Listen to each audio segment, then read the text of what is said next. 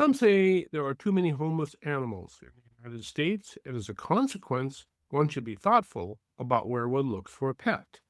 This leads us to ask, where should one go to find a good pet? A local breeder, the rescue service, or a pet store? Welcome to the award-winning Food Chain Radio Show with your host, Michael Olson. And now get ready for 1 hour of What's Eating What Radio. Hello out there. You are tuned into the 1407th edition of the Food Chain Radio Podcast. Or hey, perhaps you're among our friends down there in San Jose del Cabo who are tuned in as we stream along on the Food Chain page at metrofarm.com. Well, wherever you are and wherever you are, welcome aboard. I am Michael Olson, your host for this hour of What's Eating What. Folks, when the daughter's dog passed away, she became very sad and teared up. Hoping to give her a better way to see the passing of a good friend, I said, "Honey, life is just a succession of good dogs." Not too much longer, the daughter was ready for another dog, and so we began the search for the next family friend. After searching for a while, we were presented with a choice between two Cocker Spaniel puppies. One was gold, the other was black. As you might imagine, the daughter wanted the gold one, and the wife wanted the black one. Not wanting two puppies underfoot, I thought a compromise might be in order, and said, "Let's take the black one home and call her Goldie." It worked, and we had many good years of friendship with Goldie, the black spaniel, before she, too, passed on. But that compromise did not address today's food chain question, which is, where should the Olsen family go to find the next good dog friend? A local breeder, a pet store, or the animal rescue service? Here to give us some direction we have Rachel Bellis, who is the director of the Animal Cruelty Investigations Department at People for the Ethical Treatment of Animals, which we all know as PETA. Rachel, welcome to the food chain. It's a pleasure to be here. Thank you so much for having me, Michael. Please, please, please. Now, I've always wanted to ask, what is the ethical treatment of animals?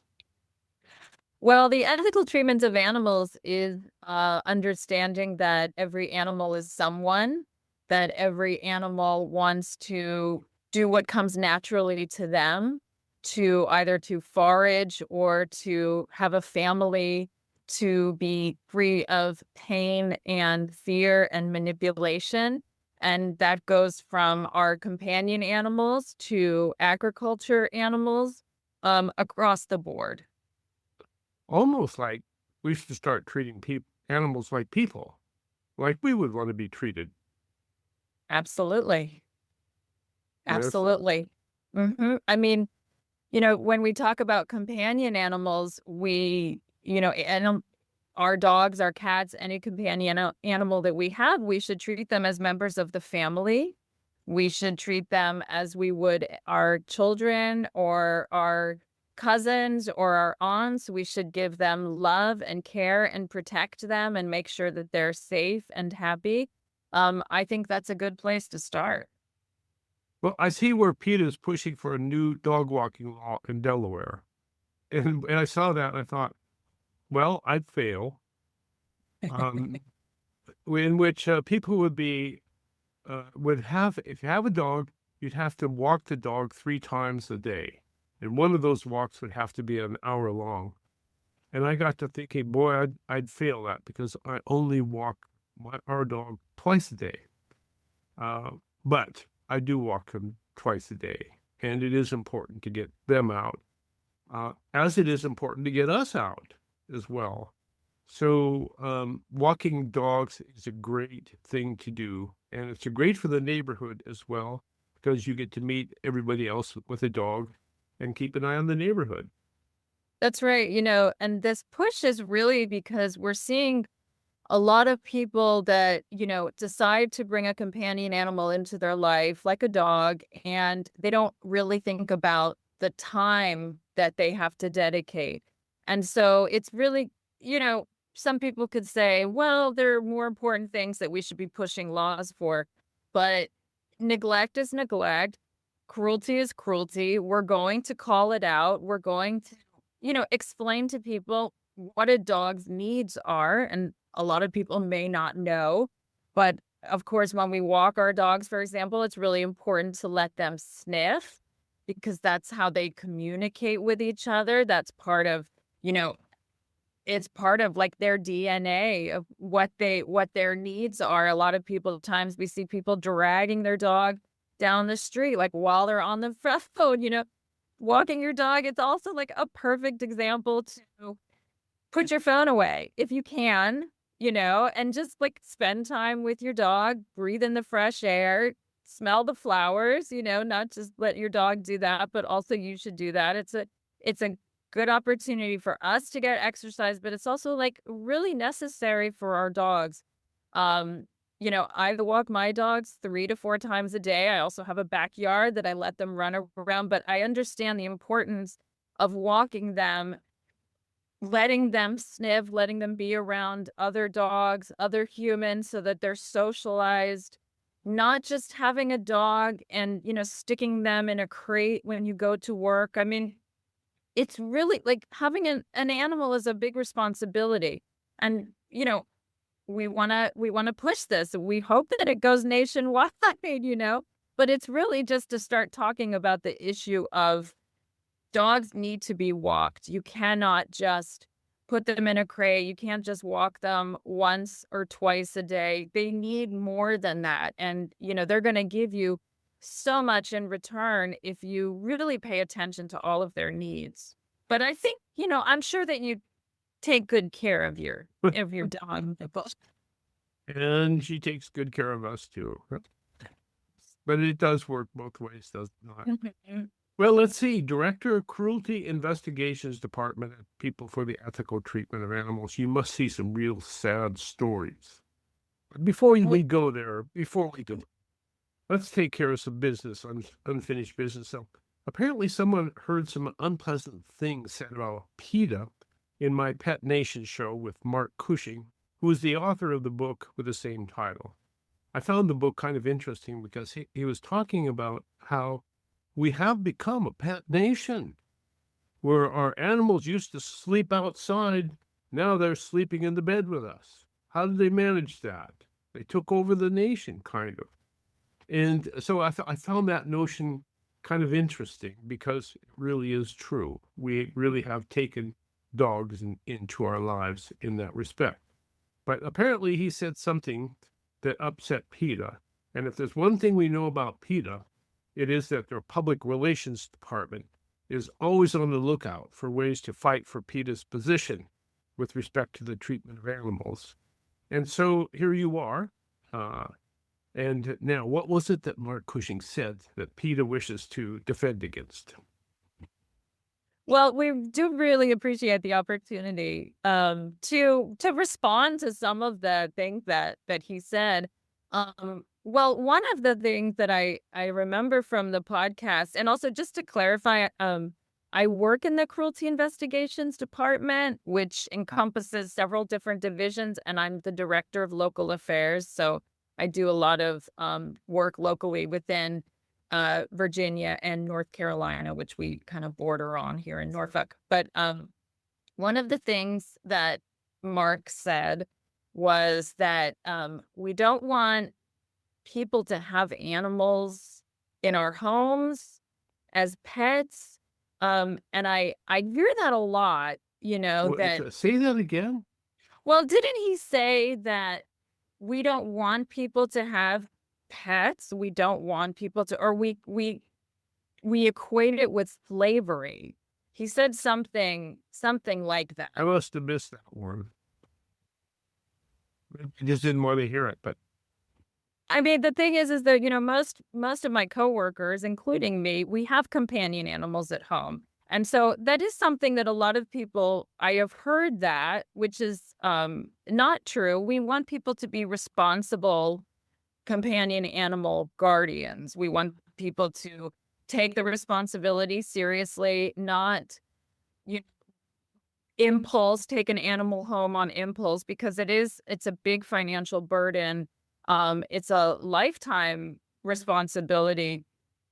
And something that he also said was that shelters are not full and that there was a shortage of animals. And I don't know exactly where he got that information or where he's reading that or who he's talking to, but in our experience and from what we are seeing, there is an overpopulation crisis of companion animals, and that most shelters in the United States are absolutely overwhelmed and bursting at the seams with unwanted animals. We know that there are millions of homeless animals in our country, um, and only a small percentage actually make it to shelters, and animals have to be euthanized because there just aren't enough good homes for them. And so the idea that we are lacking in companion animals is not true. Well, I guess the local animal shelter here on the other side of the country would agree with you as well. And as a matter of fact, I hear them making the same statement. You got to come down here, folks, and find a companion. And we'll have the right one for you, but you have to come down and get it. So Mhm. I guess uh, there, we've settled that with Mr. Cushing. But at any rate, in his letter to me, Wes Burdett, who is the PETA's press officer, suggested that there is a U.S. homeless animal overpopulation crisis. And I guess that's something that I really think we should address. Uh, and I guess I want to know to what extent there is a crisis. Why is there a crisis? What do we do about it? And all of those things. So let's just start with is there a homeless animal overpopulation crisis in the United States? Absolutely. Absolutely. And that's why our shelters are over overburdened and bursting at the seams with homeless animals. We are seeing animals abandoned outside of shelters. There was just a recent case in Pennsylvania of the dog who was found taped up in the box outside of the shelter. And, unfortunately, cases like that are not unique. We are seeing this more and more with prices. The cost of having a companion animal has increased. I mean, we know that the prices, with almost everything have increased. The cost of vet care has also increased. And so, people are struggling in general. And so Not they're only with money, but with time. absolutely, absolutely. And so, when during COVID, we saw an increase in adoptions. People were home. So they went to the shelter or they went, unfortunately they went to a breeder or pet shop and they brought an animal home. But they didn't really think about the long And then, term. when they got it home, they got, oh my goodness, this takes work. And as long as I'm staying at home, it's okay. But now that Right. I have to go back to work, I'm in trouble. Will you take this dog, please? Something like that. Ladies and gentlemen, this is Food Chain Radio program. Michael Olson with Rachel Bellis, who's the director of the Cruelty Investigations Department with the with People for the Ethical Treatment of Animals, which of course we all know as PETA. So do stay tuned. When we come back, we're going to deal with the homeless population and figure out what we can do to solve this huge problem. So stay tuned. We've all heard the story of the three little pigs. I'll huff and I'll puff and I'll blow your house down. Hi, folks. Warren Knox here of Knox Roofing. Yes, your home can definitely be built weak or it's time to repair or remodel. Well, here at Knox Roofing, we can surely help you with getting that roof of yours prepared for the big bad wolf or Mother's Nature's anger. Whether it be fire, high winds, hail, snow, or maybe just a doggone wet winter ahead of us, call Knox Roofing. We're here for you. Here at Knox Roofing, we have every type of roof out there for you. Skylights, gutters, insulation, solar can be added to save energy as well. Financing is always available, and our guarantees and workmanship cannot be beat. Summer is here, so give us a call or stop by our showroom in Scotts Valley. The number to call is 461-0634. That's 461-0634 anytime. Okay, thanks, folks.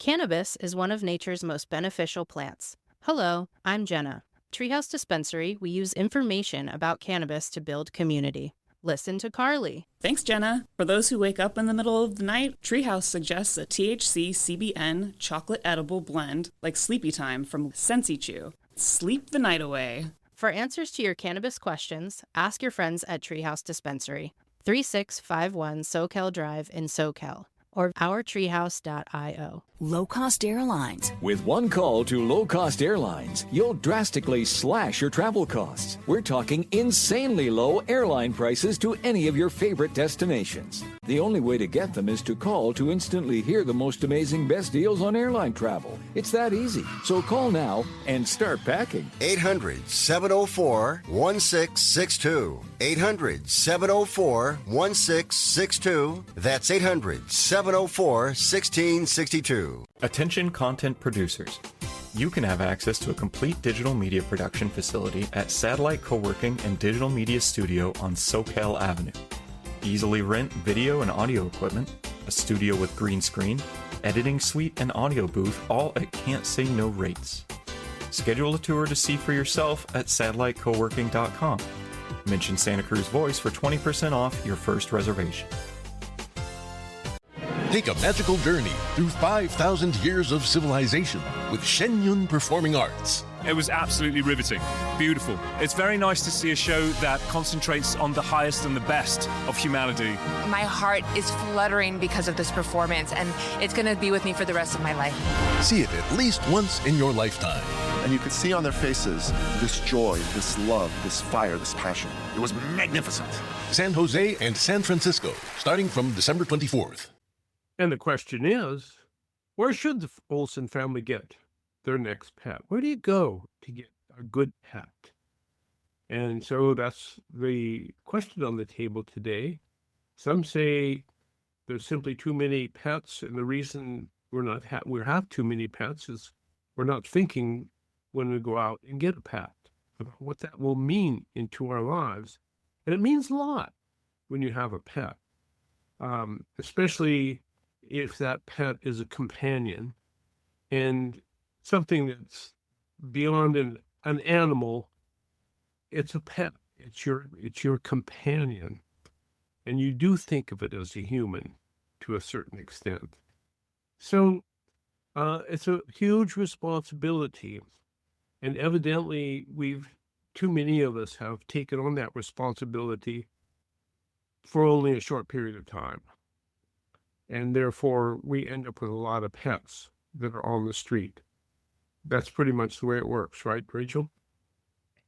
Yes, people take on the responsibility without realizing that it could be 15, 10, 12, 14, 15 or more years, the financial responsibility as well. And so, yes, a lot of animals end up either being given away or brought to their local shelter, which is the place that people should be bringing their unwanted animals. They should absolutely not be giving them away on Craigslist or posting them on Facebook. You do not know who you are giving your animal to. Go to your local shelter. And, well, would the local shelter know who you're giving the pet to then? Do they know who they're giving the pets to? Is there a clearance of some kind? You have to fill out an application? Yes. If this is a reputable shelter, you, as a person who wants to adopt, would have to fill out an application, pay a fee, give some personal information. It's really our responsibility. And PETA does have a shelter. We have a shelter here in Norfolk, and we also have an adoption program. And it is our responsibility to find the best homes for those animals. And that is the responsibility of every shelter. And some shelters, unfortunately, have started lowering the adoption standards. And when you have too many dogs or too many cats. Yes. Well, yes. They have to get rid of them. So. Well, but get rid of them, no, Michael, because we have to find good homes for them. We don't want them to end up in worse situations. Animal shelters are supposed to be safe havens for unwanted animals. It is not their fault that they're there. It's not their fault that they were born into a world where there are just too many of them. And so it's really incumbent on the shelters to do everything in their power to find good homes. Now, unfortunately, like I said, there's been a big push um to to to take on policies that in the end do not help animals, like lowering adoption standards, like turning animals away, like warehousing, crating animals, or giving them away to rescues, because the most important thing is to get them out the door, and that does a total disservice to animals. And then we could start talking about these no-kill policies. I'm sure you've heard the term no-kill. Yes. Yes. And this is sort of a pie in the sky idea that we are going to save all of the animals. And that's just not true. That's just not true. And in the end, what shelters do when they take on these policies is turn animals away, which is, we get people who leave animals in boxes outside of shelters or tie them up. And we're seeing this in case after case around the country. And I'm not necessarily saying that all of these shelters have turned them away, but in many of the cases, people felt that they had nowhere else to go because, especially if it's a taxpayer-funded shelter, you're paying to have this shelter open and you're not getting the services that you need. So you're telling us that selection is indeed part of the ethical treatment of animals, then? Well, you should be, if you're an open admission shelter, which is something that we think all animal shelters should be, then you're taking in all animals and you're making hard decisions. But that you're looking, the best interest is that you're looking out for those animals. And if somebody comes to, if somebody comes to a decision and they can no longer care for their animal, that's a really hard decision for most people. And if Sure. they're trying to do the responsible thing by taking their animal to a shelter, then that shelter should take in that animal because that person has already made the decision that they can no longer care for that animal. And when a shelter turns somebody away, people get desperate. They leave the dogs outside. They tie them to a pole. They tie them, near a police station. They abandon them. They give them away on Facebook or Craigslist.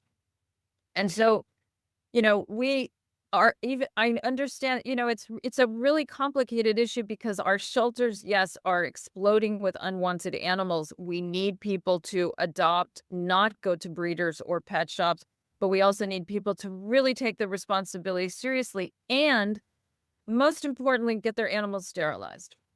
Okay. That, Amen to that. yes, work with, Now, why not go to a pet store or a breeder?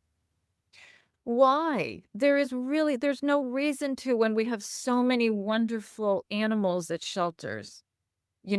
Every time somebody purchases a dog, goes to a breeder or a pet shop, they're killing that shelter animal's chance at finding a loving home.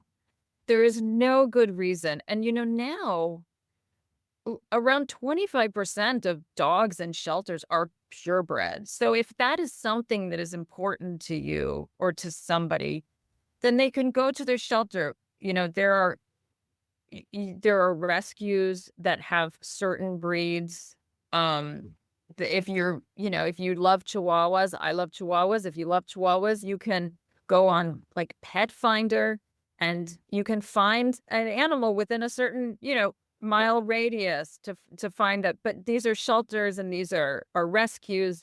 And that's where we need to focus on, not breeders and pet shops. So you're saying that by going to a pet store, you're depriving of a rescued animal of the opportunity to find a home. Yes, that's exactly what I'm saying. I get you. I mean, the thing is, the only reason I can think of to go to a pet store is to get a new friendly spirit that has not had a lot of trauma in its life yet.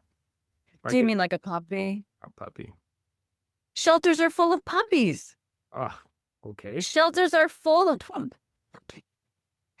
I mean, it's I think the idea of shelters as being depressing places that only have these sort of broken, sad dogs, that image is changing. Shelters that have the budget are spending a lot of money and time trying to recreate the animal shelter so that it's a nicer place for people to go, because there is that mentality that people think, oh, I'm only going to find an abused or, formerly neglected animal. That's not the case, but they also need homes. I have a dog that, was found on the streets of Mexico. The first year and a half of his life was awful. And and he's home with me and our other dogs. Like, he's amazing. I mean, the idea he probably has some street smarts. he definitely does. He's a smart cookie. But there are so many wonderful animals in shelters. And also, when an animal comes into a shelter, if the shelter is doing what it should do, they are vetting the dog. That dog is going to get sterilized. If they're not already sterilized, they're going to get microchipped. They're going to have behavioral testing. They're going to spend time with shelter workers so that the shelter has a sense of what kind of character this animal has, so that they can best place, him or her in the best possible home. A lot of times with breeders, they're inbreeding. The animals don't come from we know about puppy mills and where animals in pet shops come from. It's such an awful background. The way they are treated, the diseases and the illnesses that a lot of these puppies come with, you're paying thousands of dollars with a breeder or at a pet shop, and you can go to your local shelter, do a wonderful thing by adopting an animal, and pay a very nominal adoption fee that really covers the microchip, the sterilization. Shelters want to find wonderful homes for their animals, and they're just waiting there for them. Is PETA the reason I no longer see pet stores in my community?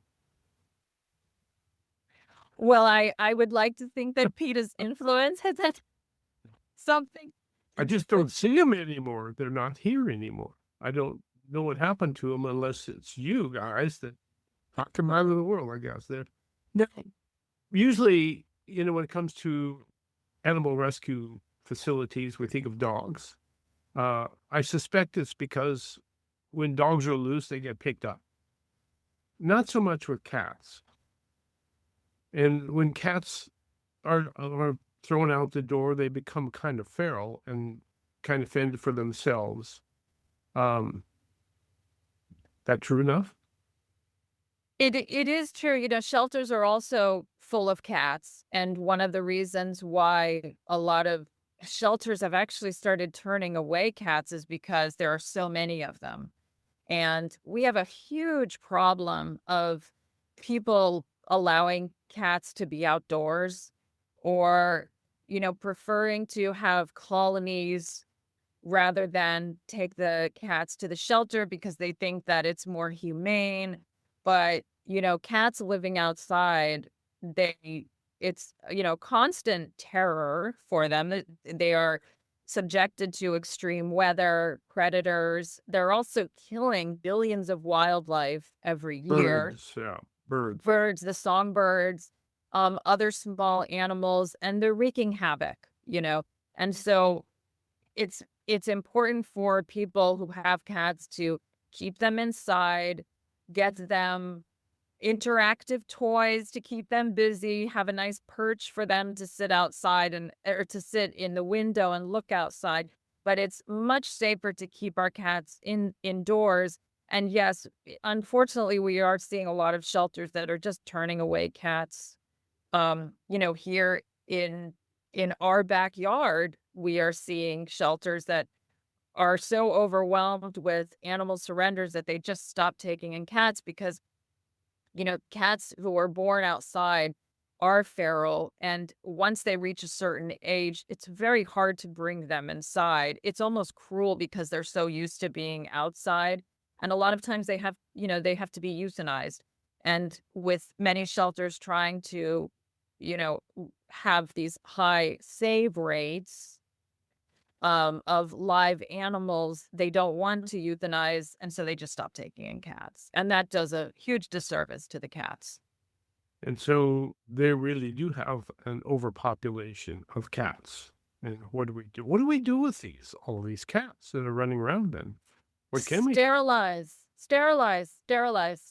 We want to decrease, really the only way to decrease the number of cats that we have is to spay neuter. PETA has 4 multiple spay neuter clinics that offer no to low cost spay neuter services. We do sterilize feral cats and we test them for feline AIDS and feline leukemia. And if they are found positive, we do euthanize them. And that's something that the caretaker or the guardian knows, when they bring the cat, because that's something that's contagious. And it's also very, awful for the cat to suffer from that. But it's sterilized. We have to promote low to no cost spay neuter services. And that's something that people can talk to their local and state elected officials about, offering free spay neuter, because we are booked, we are booked months in advance For because spay neutering? yes. Wow. Yes, we mostly do no cost because, if somebody wants to get their animals sterilized, we're going to do that for them, or we're going to help them find a way to do that. We just celebrated 250,000 animals sterilized since our program began in 2001, which is very exciting. And that's so many lives saved through prevention. And so really, the idea of low cost spay neuter is decreasing. Less and less communities offer that, but it's really something that we need to push. If people want to end euthanasia, they have got to push for spay neuter in their community. Less is more. Yes, Really, absolutely. the less we have to deal with, the more we can deal with it, I guess. Well, the less cruelty, the less neglect, less animals on the street suffering. Well, ladies and gentlemen, this is a Food Chain Radio program. We're talking with Rachel, and Rachel's with the Society for the... No, it's not. It's the People for the Ethical Treatment of Animals, PETA. And today we're trying to figure out where we should get our next pet and how we should treat that pet in a way that is ethical. We are talking ethical treatment of animals with PETA, which is People for the Ethical Treatment of Animals. And so when we come back, I'd like to pick up instances that you're seeing where people are not ethically treating animals, that you work with the cruelty part. And so that's what we'd like to talk about when we come back. Why are we cruel to animals? Do stay tuned.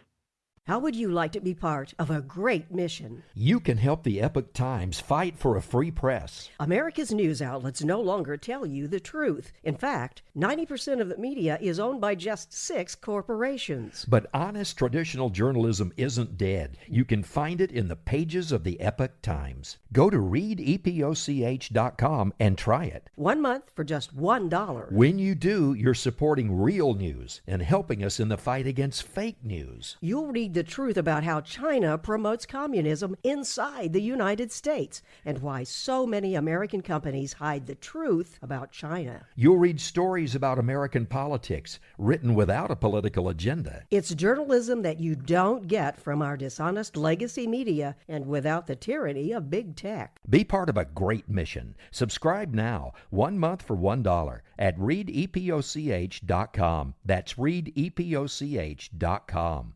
Life is short, and family is everything.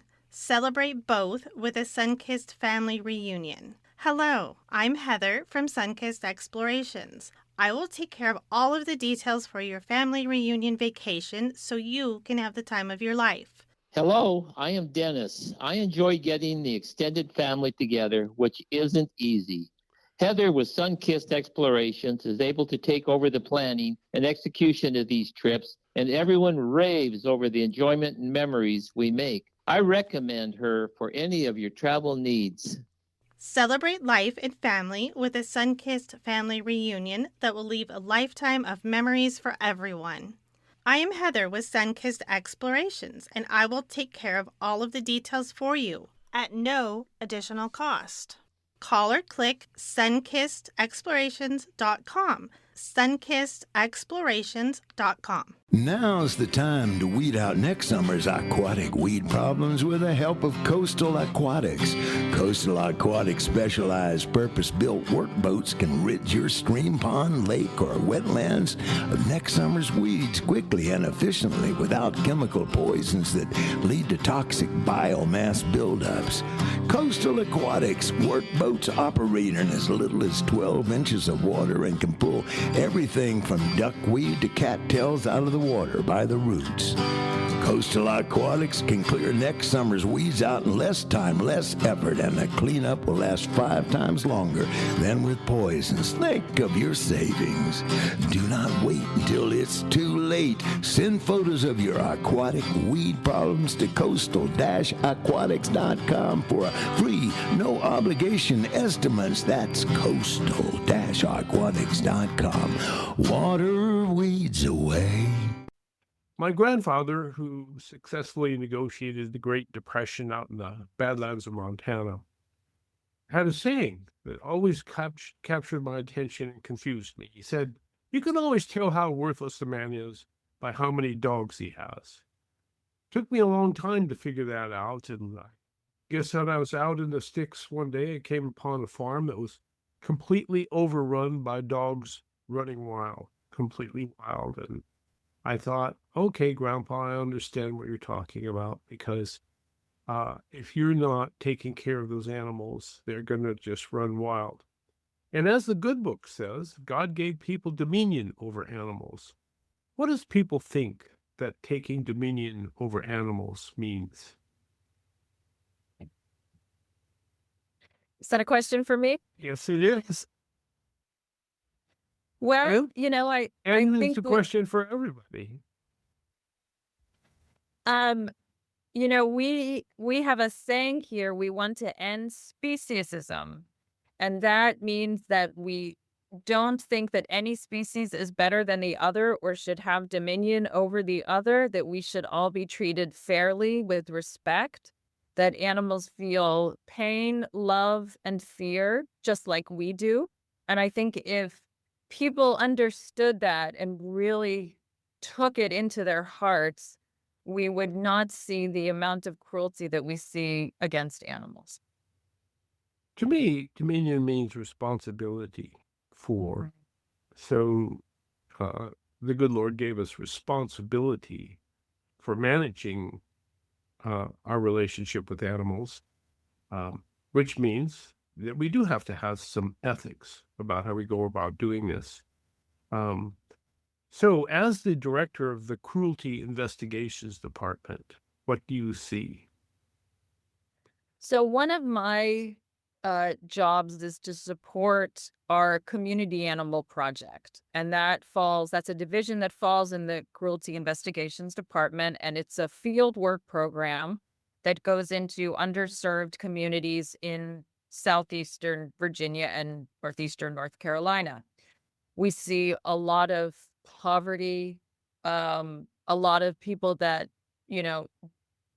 are lacking in a lot of ways, that don't have a lot of services offered to them.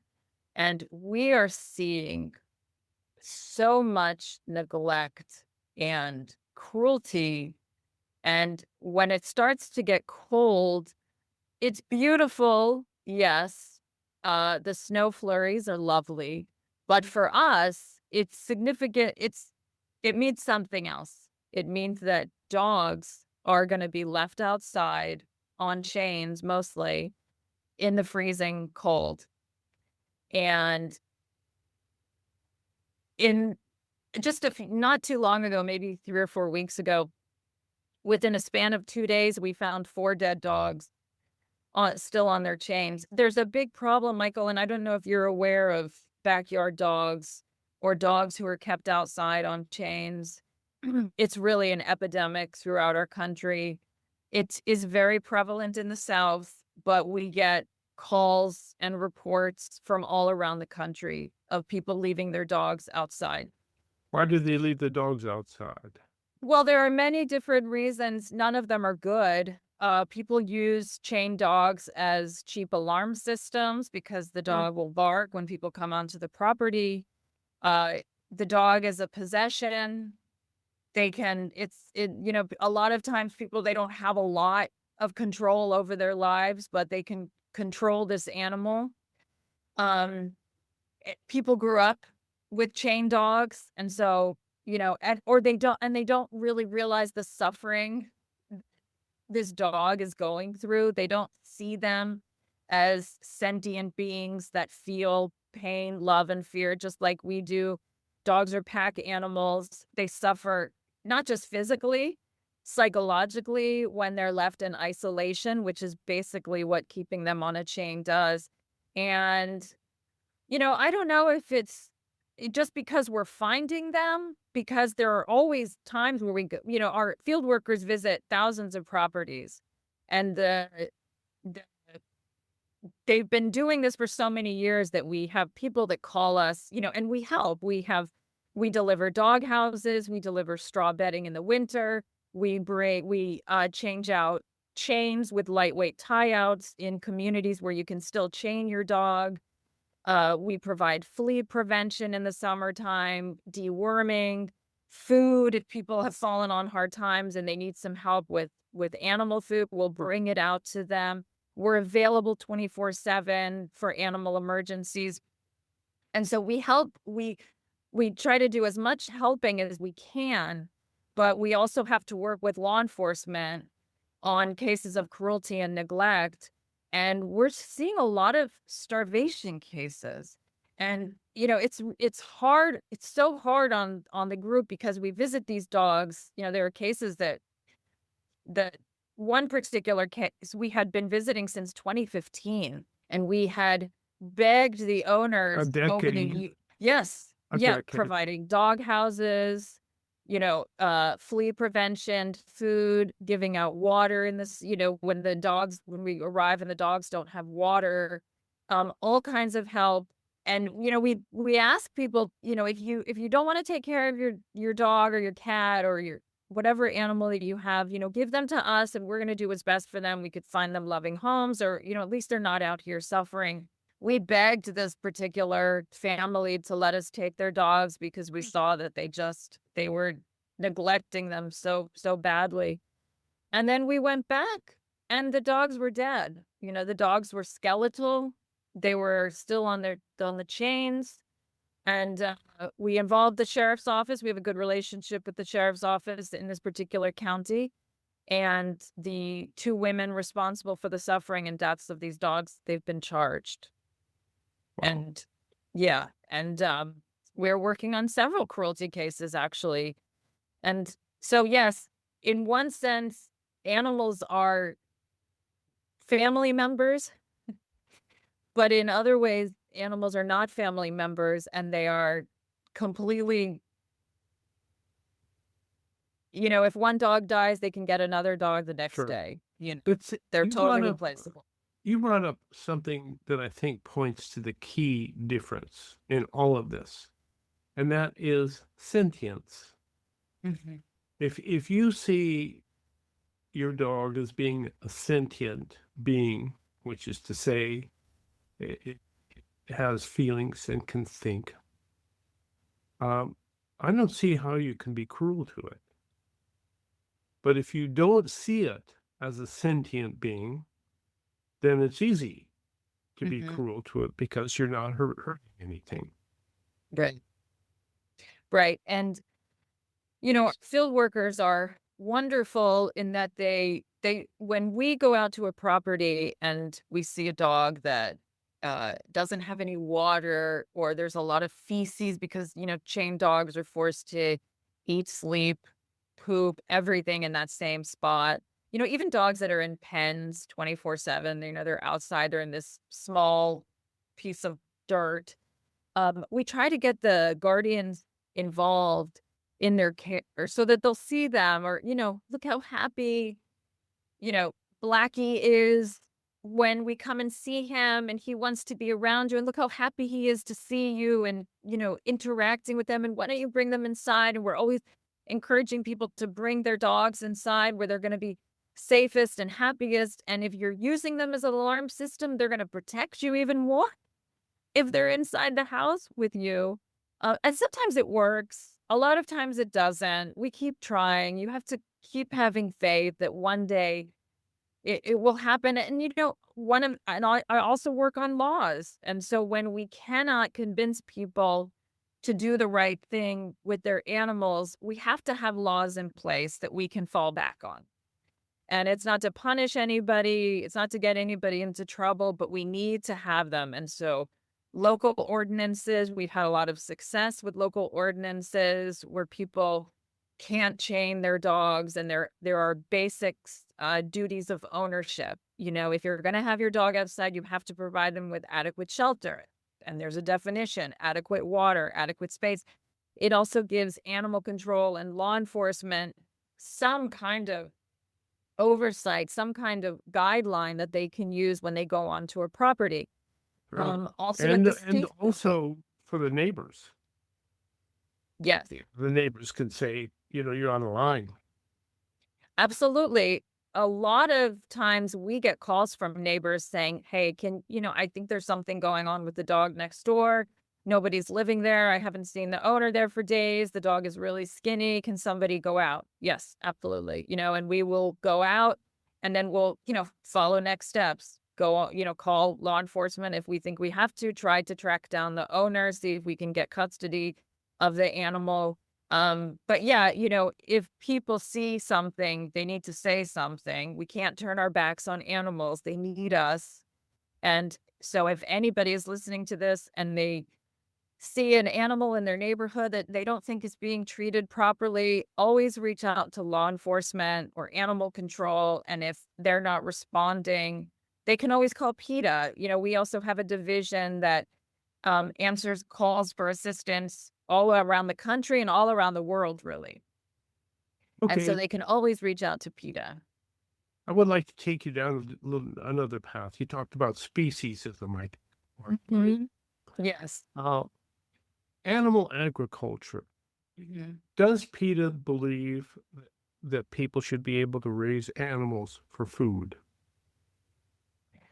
So we believe that any animal, whether it's a rat or a pig or a cow or a dog, should be given the respect that they deserve, and that animals are not ours for food. PETA's mission statement is that animals are not ours to experiment on, to eat, to wear, to use for entertainment, or abuse in any other way. And so we promote a vegan lifestyle, which, does not involve the cruelty and neglect that is so pervasive throughout the animal agriculture industry. I can see how people would see that, especially with respect to CAFOs, confined animal feeding operations, where you put a whole bunch of animals that have been on grass and you shove them into feeding lots and fatten them up. I can see how that would give the appearance of cruelness. And yet, I think that's what cities are. when it gets right down to it. We live in confined animal feeding operations and kind of cruel to ourselves in many respects. And then I come to the ultimate homeless animal story and wonder what we should do. And that is the feral pig population that is running rampant throughout our nation now. What do we do about the feral pigs, the hogs that are tearing up the countrysides? What does PETA suggest is an answer to that? I'm not aware. Where are they tearing up the countryside? Just about everywhere anymore. Probably the worst cases are Texas and California. They're just running totally rampant and overpopulating and taking over the countryside. And if you're a farmer or a rancher or something, they just take over your land. I don't know if PETA has taken a position on that, Michael. I think that we want animals to be treated fairly. We don't want them to be abused or neglected or treated.